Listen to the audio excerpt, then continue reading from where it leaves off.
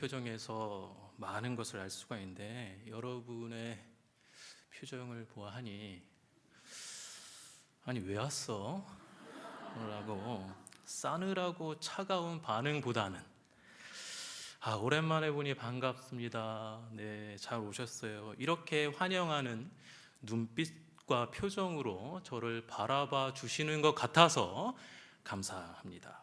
아직 유학 생활을 마무리하려면 한참 멀었습니다.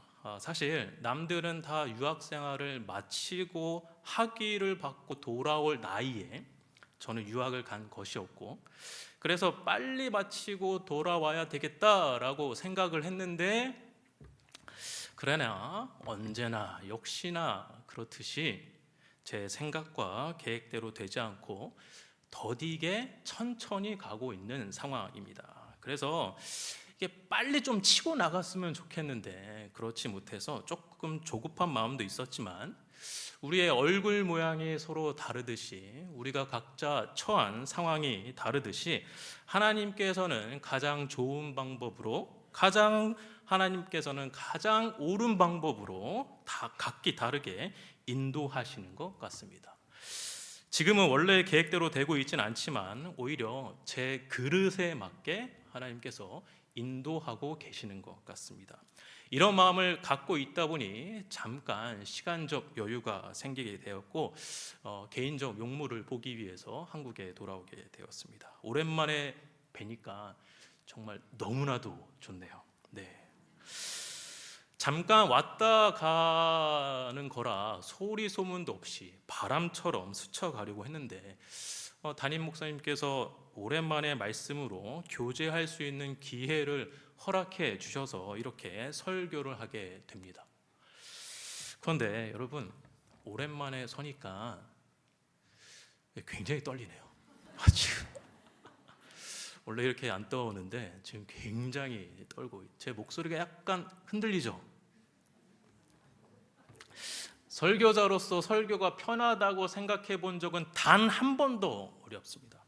설교는 늘 어렵고 하고 나면은 후회만 남는 것 같습니다. 그래서 매번 긴장 상태에서 이 설교단에 오르는데 지금은 평소보다 더한 것 같습니다. 여러분은 못 느끼시겠고 안 보이시겠지만 제 등에는 지금 땀이 나고 있고요. 지금 호흡도 약간 올라오고 있고요. 젊은 세대에 맞춰서 표현하자면 지금 제 뇌에서 도파민이 지금 폭발적으로 지금 터져 나오고 있는 것 같습니다. 이렇게 떨리고 긴장이 되지만 바라기는 오늘 이 시간 모든 불안한 생각들, 모든 불안한 염려들, 불안한 걱정들을 초월하는, 그것을 다 덮을 수 있는 주의 크신 은혜와 평강이 이곳에 가득하기를 소원합니다. 그리하여 성경 말씀을 통하여 우리의 믿음이 더욱더 단단하게 굳건하게 되어지는 시간 되기를 소원합니다. 네, 오늘 본문은 이스라엘 공동체가 가나안 땅에 입성하기 전에 이 모세가 이스라엘 백성들에게 전하는 이 마지막 설교의 한 부분이다라고 말씀을 드릴 수가 있습니다. 그런데 오늘 본문을 다루기 전에 먼저 이해해야 할 것은, 지금 모세의 설교를 듣고 있는 이 이스라엘 백성들은 출애굽 1세대들이 아니에요. 출애굽 1세대들이 아닙니다. 이들은 출애굽 1세대들의 후손들로서 광야 생활을 할 때 태어난 출애굽 2세대들입니다. 이들은 이 1세대들과는 분명히 다른 신앙의 결을 갖고 있는 것 같아요. 2세대들은 하나님께서 바로에게 내리신 10가지 재앙들, 하나님께서 홍해를 가르신 크고 놀라운 사건들을 직접 눈으로 보지 못했죠. 그저 그들의 부모를 통해서 간접적으로 듣고 배웠을 것입니다. 그렇기 때문에 이들은 믿음의 세대 차이, 은혜의 세대 차이가 날 수밖에 없었습니다. 그렇다면 모세는 이 신앙의 세대 차이가 나는 이들에게 어떤 메시지를 전하고 있는 것일까요? 많은 메시지를 전하고 있지만 저는 오늘 본문 5절과 6절에만 초점을 맞춰서 설교를 하고자 합니다. 오늘 본문 5절 한번 보실까요? 같이 한번 읽어보겠습니다. 시작.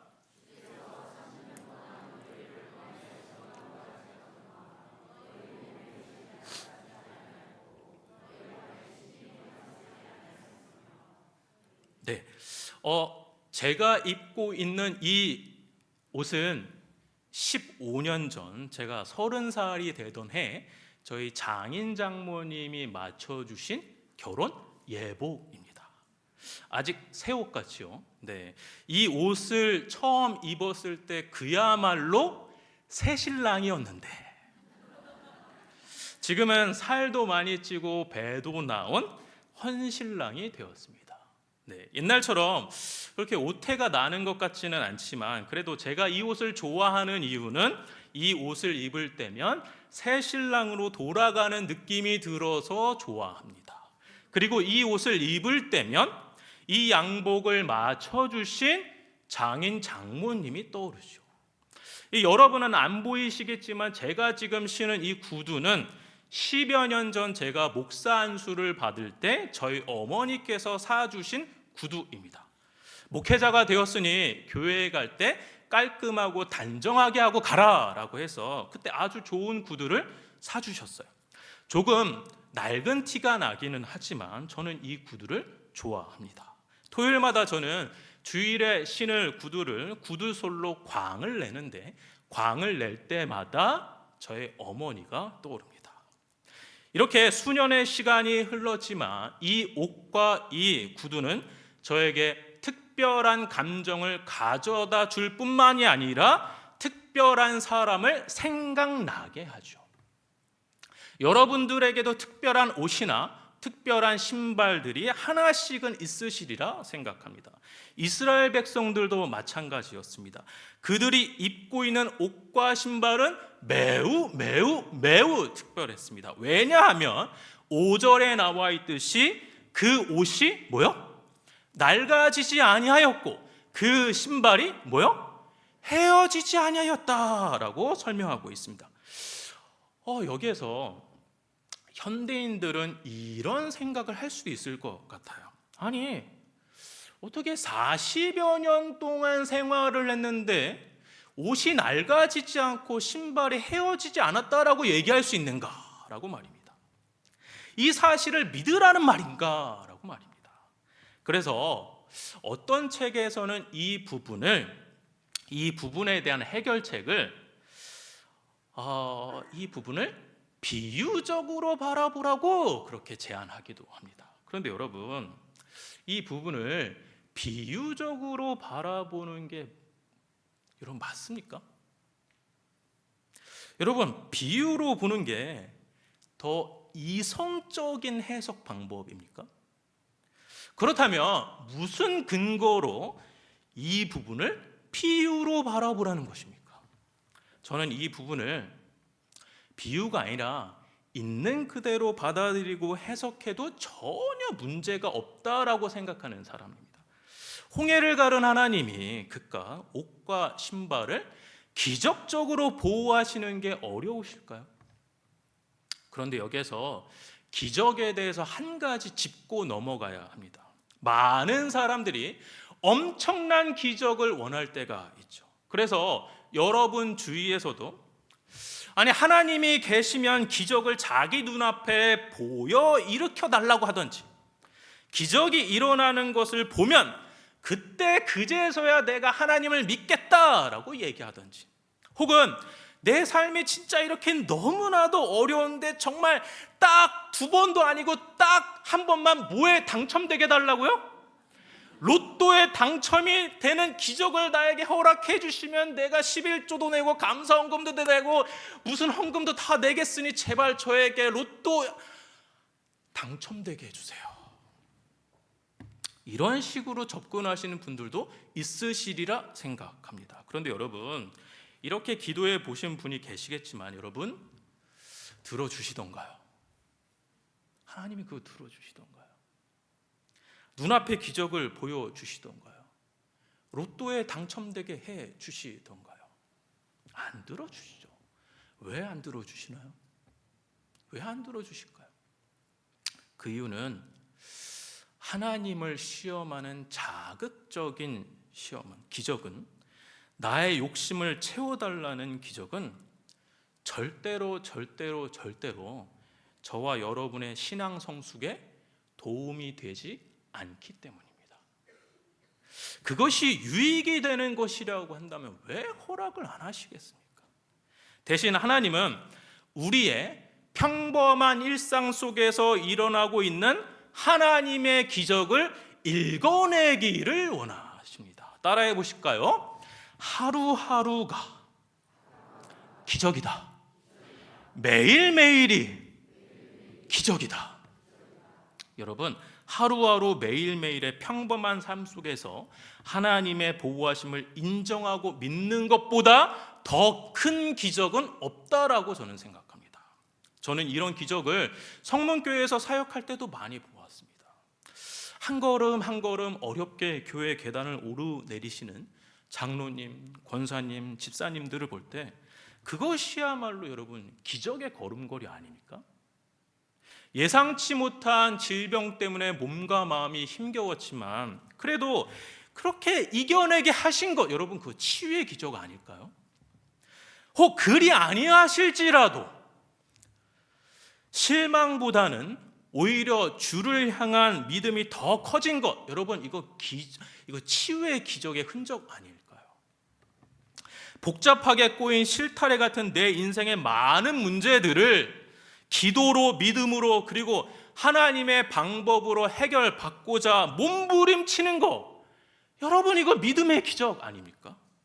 여러분 누가 이런 기적을 베풀어 주고 계십니까? 네, 하나님이 이스라엘 백성들의 평범한 옷과 평범한 신발을 보호하셨듯이 우리의 평범한 삶에서도 하나님은 여전히 초자연적인 기적을 베풀고 계시는 중입니다. 다시 본문으로 돌아와서 모세는 6절에서 이것에 대해서 강조합니다. 6절 상반절, 저 색깔 부분인가요? 자, 저 부분만 한번 읽어보실까요? 시작.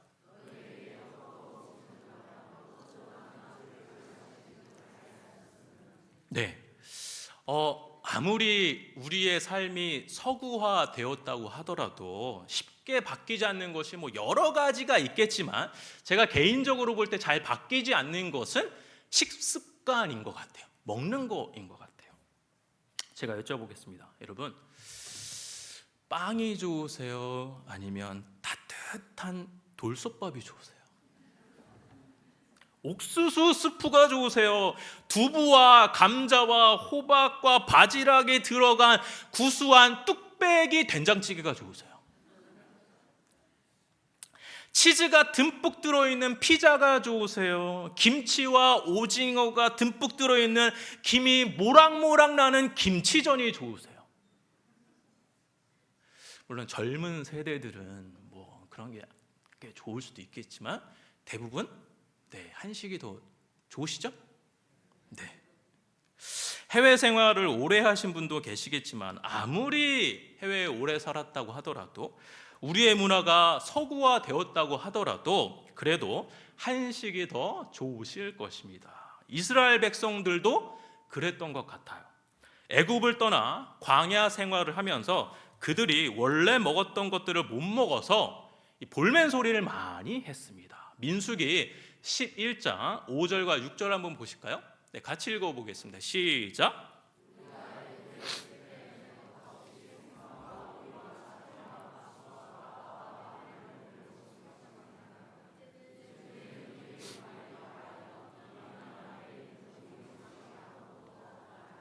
네, 이스라엘 백성들의 식습관을 알 수가 있지요. 그들은 애굽에 있었을 때 생선, 오이, 참외, 부추, 파, 마늘 같은 것들을 먹었던 것 같습니다.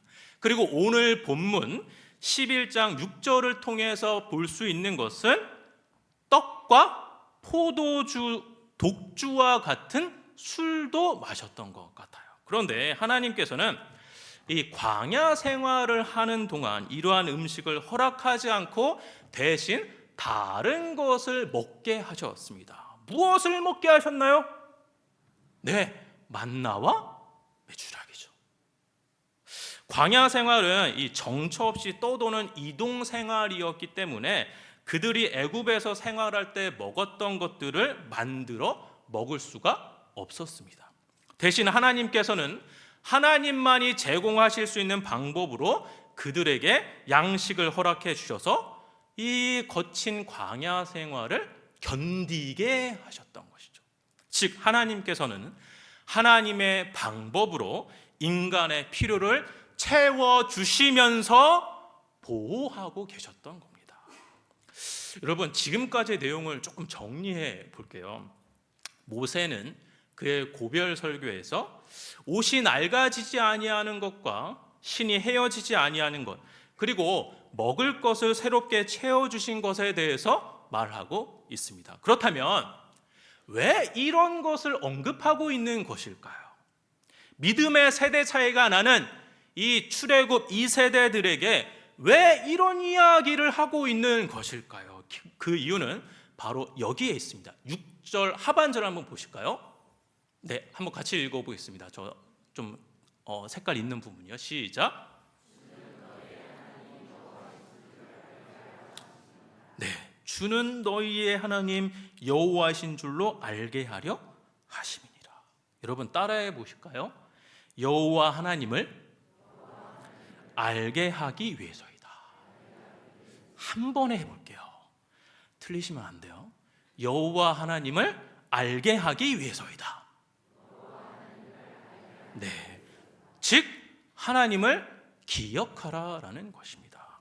이 40년 광야 생활하면서 그들의 옷과 신발과 먹을 것을 보면서 하루하루 보호하시고 지켜주시고 인도하신 하나님을 기억하라라는 것이죠. 즉 하나님을 기억하라라는 것이 모세의 유언의 한 부분이었던 것입니다. 성문교회 성도 여러분, 2025년도가 정말 엊그제 시작한 것 같은데 지금 벌써 한 달이 지났고 이제 좀 있으면 2월 달도 다 지나가는 것 같아요.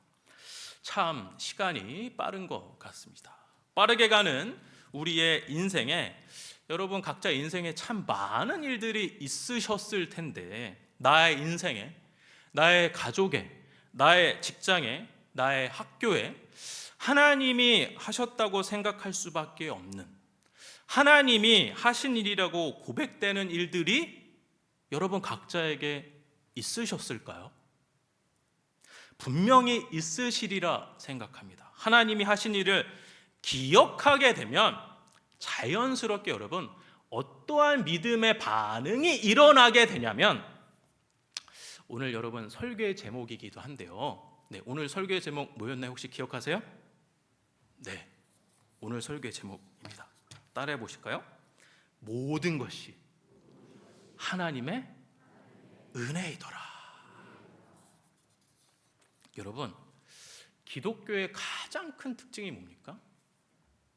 기독교의 가장 큰 특징, 기독교에서 가장 중요한 것이 무엇입니까? 기독교를 기독교답게 만드는 것이 무엇입니까? 네, 그것은 바로 은혜이지요. 기독교의 핵심은, 기독교의 진주는 은혜입니다. 세상을 창조하신 하나님을 아버지라고 부를 수 있는 것, 여러분 이거 은혜입니다. 하나님의 아들 예수 그리스도가 이 땅에 오신 것, 여러분 이거 은혜예요. 예수 그리스도로 말미암아 죄인인 우리가 의인이 될 수 있는 것, 여러분 이거 은혜이지요. 이렇게 기독교는, 그리고 성경 말씀은 온통 은혜로 가득 차 있습니다. 그래서 여러분 교회 오셔서 무엇을 받기를 여러분 원하세요? 여러분 교회에서 무엇을 받기를 원하세요? 은혜 받기를 원하시죠. 은혜 충만하기를 원하시죠. 은혜가 나의 삶에, 나의 가정에, 나의 학교에, 나의 교회에, 나의 인간관계에 가득하기를, 그리고 그 은혜 속에 살아가기를, 여러분 이것이 기독교인이 바라는 삶 아닙니까? 그래서 여러분 하나님을 기억하면 기억할수록, 하나님이 하신 일을 기억하면 할수록 그것이 뭐랑 연결이 되냐면요, 은혜와 연결이 되는 겁니다. 하나님을 기억하면 할수록 뭐랑 연결이 돼요? 은혜랑 자연스럽게 연결될 수밖에 없습니다. 그럼에도 불구하고 하나님의 은혜를 알지 못하시는 분들, 하나님의 은혜로 이 모든 것을 해석하지 못하시는 분들도 여기에 있으시리라 생각합니다. 그래서 저는 오늘 본문과 연결하여서 하나님의 은혜의 세 가지 특징을 설명해 드리고 오늘 설교를 마무리하고자 합니다. 첫째, 은혜는 가까이에 있다. 은혜 어디 있어요? 가까이에 있습니다. 여러분, 은혜 멀리에 있지 않습니다. 이스라엘 백성들의 옷과 신발을 보호하시고 매일매일 양식을 제공하셨듯이 우리의 평범한 일상 속에서도 하나님의 은혜가 곳곳에 담겨져 있습니다. 그런데 안타까운 점은, 참 아쉬운 점은 연약한 인간은 그 은혜를 잘 모를 뿐만이 아니라 하나님이 허락하신 것으로도 잘 인정하지 않을 때가 있는 것 같아요. 하나님이 해주신 것인데 이 정반대로 해석을 합니다. 내가 잘해서, 내가 운이 좋아서, 혹은 내가 타고나서. 여러분, 저와 여러분에게 주어진 것들, 나의 직장, 나의 학교, 나의 사업체, 나의 경험, 나의 건강, 나의 통장의 잔고, 내 명의로 된 집, 차, 부동산, 나의 교회의 직분, 교회에서 활동들, 여러분, 사실은 여러분의 개인적인 능력이 탁월해서 얻어진 것이 아니죠. 그러면 뭡니까? 하나님께서 뭐로 주신 거예요? 은혜로 주신 거죠. 여러분의 힘으로 이룬 것이 아닙니다. 여러분의 개인기가 아무리 탁월하다고 하더라도 그 모든 것은 다 하나님께서 하나 다 허락하신 것입니다. 자격 없는 나에게 선물로 주신 것이지요. 은혜를 확인하고 싶고 체험하고 싶으시다면 멀리서 찾지 마십시오. 여러분의 평범한 일상 가운데 베푸신 것들을 생각해보고 정리해 보십시오. 여러분, 수많은 은혜들을 여러분의 삶 속에서 발견하시게 될 겁니다. 이것조차, 이 불행조차, 이 어려움조차, 이 고통의 시간조차, 그것조차도 은혜로 해석되어질 것입니다. 그렇게 여러분의 삶 속에서 은혜를 발견하면 할수록 우리는 참 희한한 게요, 겸손해지지 말라고 해도 겸손해지고요, 감사해하지 말라고 해도 감사해하고요, 사랑하지 말라고 해도 서로 사랑하게 됩니다. 그러니 하나님께서 우리의 평범한 일상 가운데 허락해 주신 그 은혜를 발견하고 감사해하고 찬양하시기를 바랍니다. 그것이 하나님께 영광 돌리는 일입니다. 둘째, 은혜는 훈련 속에서 성장합니다. 뭐요? 은혜는 훈련 속에서 성장하는 거예요. 저는 여러분들이 훈련이란 단어를 얼마나 부담스러워 하시는지 잘 알고 있습니다. 많은 기독교인들이 훈련이라는 단어를 부담스러워 합니다. 왜냐하면 훈련이라고 말하면 그것을 고통, 고난, 힘든 것으로 생각하셔서 그런 것 같아요. 그런데 여러분, 하나님이 사랑하는 사람을 무조건 훈련시키십니다. 하나님이 사랑하는 사람을 무조건 훈련시키세요. 이스라엘 백성들이 지금 그렇지 않습니까? 그들을 40년 동안 광야 생활하게 한 것은 하나님의 사람으로 빚어가기 위한 훈련의 시간으로도 볼 수 있는 것 아닙니까?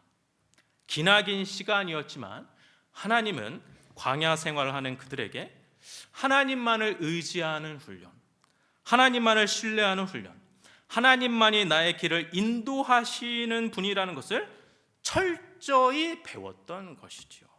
이스라엘 백성들만 그렇다면 훈련을 받습니까? 그렇지 않습니다. 우리도 동일하게 훈련을 받습니다. 훈련받지 아니한 사람은 단 한 명도 없습니다. 여러분, 성경을 보십시오. 여러분, 역사 속에 나타난 수많은 위대한 신앙인들을 한번 살펴보십시오. 여러분, 신앙생활 자체가 훈련인 것입니다. 여러분, 그렇다고 훈련을 너무 부담스럽게 여기거나 거창하게 생각하지 마십시오. 사실은 우리는 매일매일 훈련의 시간들을 보내고 있습니다. 이렇게 교회에서 말씀으로 여러분 트레이닝 받고 계시는 거고요. 교회 공동체 생활을 통해서 관계의 훈련을 받고 계시는 거고요. 믿는 사람보다 믿지 않는 사람들이 더 많은 여러분의 광야 같은 회사, 사업체, 학교에서 믿는 자로서 구별되는 삶을 살아가는 훈련을 받고 계시는 중인 거예요. 즉, 여러분은 아니라고 생각하실 수도 있겠지만 우린 지금 모두 신앙의 트레이닝을 받고 있는 중입니다. 저도 받고 있고요. 장로님도 받고 계시고요. 권사님도 받고 계시고요. 집사님도 받고 계시고요. 조그만 부서의 이 교육부서의 아이들도 훈련을 받고 있는 것이에요. 그래서 그렇게 조금씩 성장하는 것이죠. 그렇기에 매일 반복되고 의미 없는 것 같은 일상처럼 느껴질지라도 그것조차 믿음의 눈으로 바라보시면서 훈련의 연속으로 생각을 하십시오. 작은 일, 눈에 띄지 않는 일이라고 할지라도 그것이 나에게 주어진 훈련이라고 여기십시오. 그리고 여러분, 정말로 중요한 것은 사실은 내가 훈련받는 것처럼 보이는데 지나고 보면은 훈련 과정 속에서도 주님이 함께 하셨다고 고백하시게 될 겁니다. 내가 버틸 수 있도록, 훈련 받을 수 있도록, 이겨낼 수 있도록 그것조차 다 누가 함께 해주세요? 하나님이 끝까지 함께 해주세요. 셋째, 마지막입니다. 이건 한번 큰 소리로 따라해 보실까요? 내 뜻대로 안 되는 게 더 큰 은혜다. 연속해서 붙여서 해보겠습니다. 내 뜻대로 안 되는 게 더 큰 은혜다. 여러분, 제가 만약에 제 인생이 저의 계획대로 모든 것이 이루어졌다고 한다면 제가 어떠한 모양이 되었을까요? 확실한 것은 저는 여기에 없습니다. 저는 여기에 없어요. 아니, 목사도 안 되었을 겁니다. 돌아온 탕자가 아니라 돌아갈 생각이 없는 탕자처럼 살았을 거예요. 그런데 제 인생을 뒤돌아보면 하나님은 제 계획을, 제 뜻을, 제가 원하는 것을 정말 많이 거절하셨어요. 안 들어주셨어요. 오히려 제 생각을, 제 고집을, 제 주장을 많이 꺾어주셨습니다. 그때마다 제가 원하는 대로 제 인생이 풀리지 않을 때마다 사실은 마음이 상하고 시험이 들기도 했지만 지금 생각해 보면은 제 뜻대로, 제 계획대로 안 되었던 것이 얼마나 큰 은혜인지 고백하지 않을 수 없습니다. 혹 내가 원하는 대로 되지 않아 마음이 상하고 시험이 들어 하나님이 실망스럽다고 느끼시는 분이 계실지도 모르겠습니다. 제가 예언의 은사 그런 거 전혀 하나도 없지만 제가 감히 예언하자면 제가 이상한 거 배우고 온 거 아닙니다. 이상하지 않아요, 저. 네. 제가 감히 예언하자면 결국에는 다 하나님의 뜻대로 선하게 이루어질 것이라고 예언하겠습니다. 동의하시죠? 하나님의 뜻과 계획이 여러분의 계획보다 더 크고 더 완전하며 더 좋은 것으로 인도하십니다. 나의 계획과 나의 소망과 나의 기대가 사라지더라도 내가 생각하지 못한, 내가 계획하지 못한 하나님의 계획과 뜻이 있음을 기대하십시오. 그러면 하나님이 나에게 맞는 가장 좋은 때에 슬픔을 기쁨으로, 아픔의 눈물을 감사의 눈물로, 좌절을 승리로 여러분 분명히 이끄실 것입니다. 말씀을 정리하겠습니다. 하나님을 기억하십시오. 하나님을 기억하시면 모든 것이 다 은혜라고 고백하시게 됩니다. 은혜는 나의 일상에 아주 가까운 곳에, 멀리 있지 않고요, 아주 가까운 곳에 있습니다. 그 은혜들을 믿음의 눈으로 해석하시길 바랍니다. 우리의 삶은 언제나 신앙의 훈련 과정에 있습니다. 훈련 속에서 여러분 은혜가 성장합니다. 이 과정이 혹 어렵게 느껴지시더라도 그 과정 속에서 여러분은 아름다운 하나님의 사람으로 변화되고 성숙해지며 예수 그리스도 닮은 사람으로 되어지는 것입니다. 내 뜻대로 안 되더라도 실망하지 마십시오. 하나님은 더 큰 계획이 분명히 있으십니다. 나의 뜻이 이루어지는 것이 아니라 하나님의 뜻만이 이루어지기를 소원하십시오. 그리하여 저항할 수 없는 은혜, 압도하는 은혜가 사랑하는 성문교회 공동체 안에 가득하여 우리 모두 다듬어지고 변화되어지고 성숙되어지는 저와 여러분 되시기를 주의 이름으로 축원합니다.